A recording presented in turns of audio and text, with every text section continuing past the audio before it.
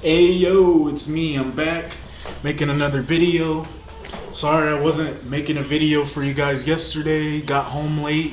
Didn't get home till about 9:30 or 10. So really was too tired to make a video, and plus I was getting killed at work yesterday.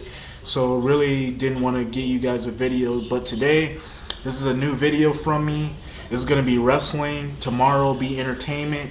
And then I believe Saturday I'm gonna give you Saturday is gonna be my thoughts on the entertainment business, the why how the entertainment business isn't like it used to be, sort of like a follow up to my why rap isn't what it used to be. And tomorrow, yeah, that video will be Saturday, and then tomorrow you'll be getting a video from me, which will be wrestling Forgotten Gems, whatever number it is, which some of you are starting to like, and it's starting to get some sort of a little bit of a following because some people or my subscribers are starting to like those videos now. So I'm putting those videos out, and you'll be surprised at what video it's gonna be, who it's gonna be about tomorrow. But let's get with this video. This is a WWE. This is a wrestling video.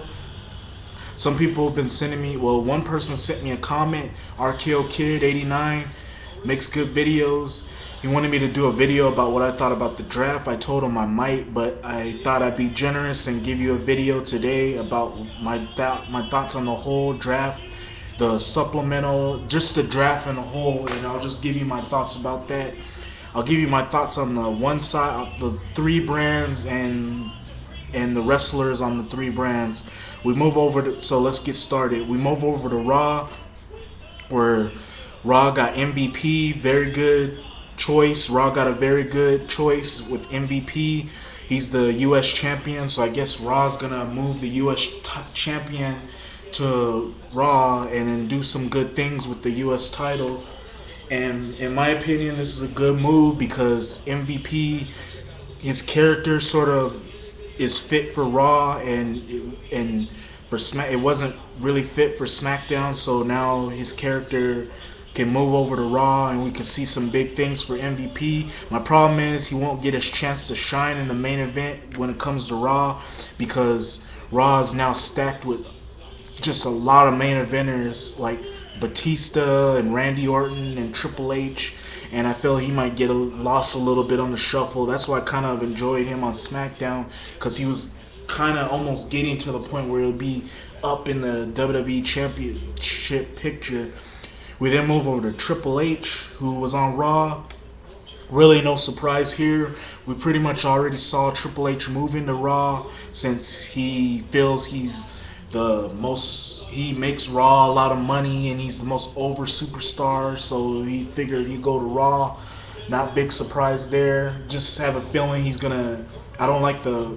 Raw was kind of good not seeing him there, because you didn't get to see him bury. It was good seeing him not bury people and bury tag teams, but now we're gonna see the same thing again on Raw. And now to me, Raw is kind of gonna be a little bit unwatchable, but still, Raw got Triple H.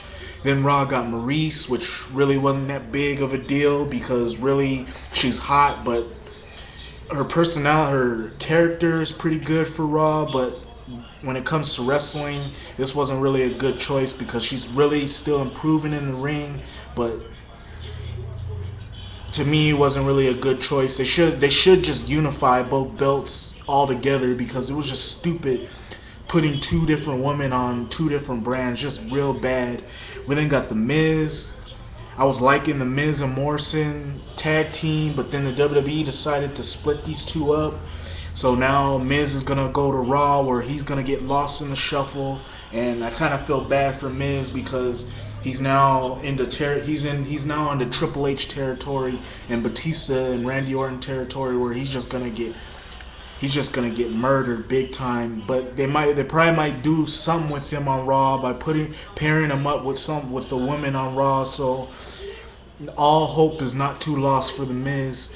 We then go to Matt Hardy, who moved over to Raw, which really to me didn't make no sense, since he's feuding with Jeff Hardy. He should have stayed on SmackDown, continue the feud with Jeff Hardy, and then of course move on to a different program. But I guess the WWE wants to finish this off on Backlash, and then move Matt Hardy into a different program.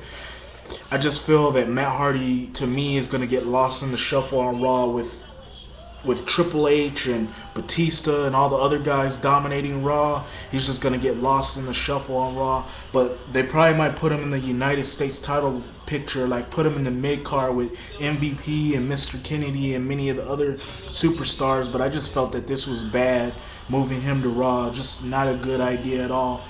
We then go to the Colognes, which was part of the supplemental draft with Carlito and Primo.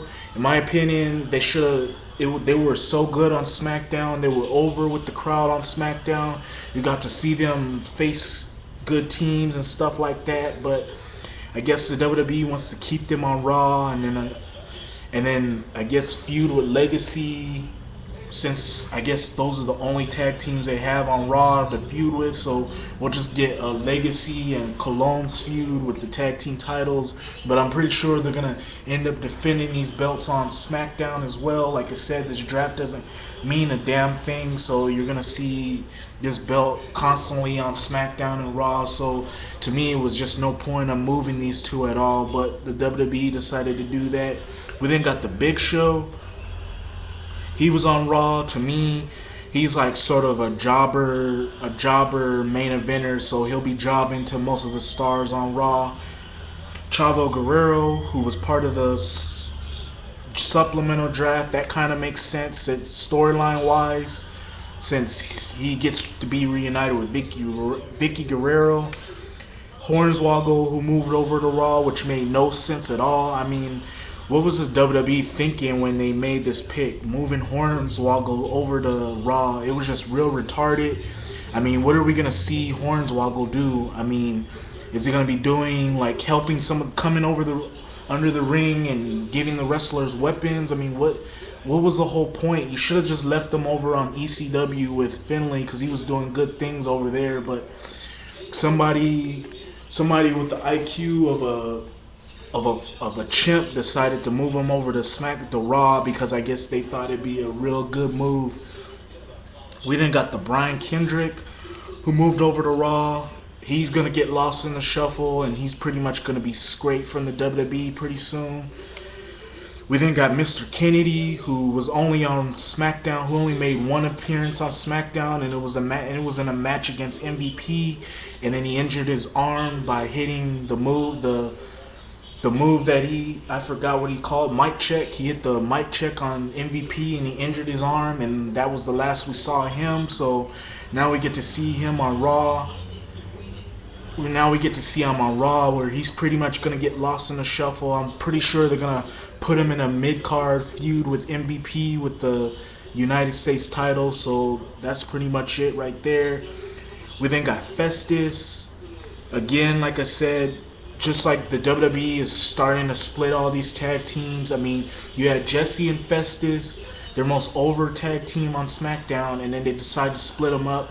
And I'll be talking about this more in a part 2 video about the tag teams. But it's like, what were you thinking splitting these WWE tag teams up? You should have just kept them the way they were on SmackDown. But now you got Jesse on SmackDown, and now you got Festus, and it's going to be interesting to see what they're going to do with him, since his gimmick is he comes out to the ring and he's got to be accompanied by Jesse, and then when the only way he can snap out of it or do things in the ring is when the bell rings. So it'll be interesting to see what they do with him on Raw. Then moving over to ECW. ECW got Vladimir Kozlov. Really don't care about Vladimir Kozlov, but it's good to see him not being on SmackDown, because he really was a terrible wrestler. But it's going to be kind of hard watching ECW because he's going to be on there, and I'm not a big fan of this guy. I think he's an awful wrestler, but still, it'll give him some time to develop, and it'll give him some time to develop and to be a good wrestler. So that's pretty much why they sent him there.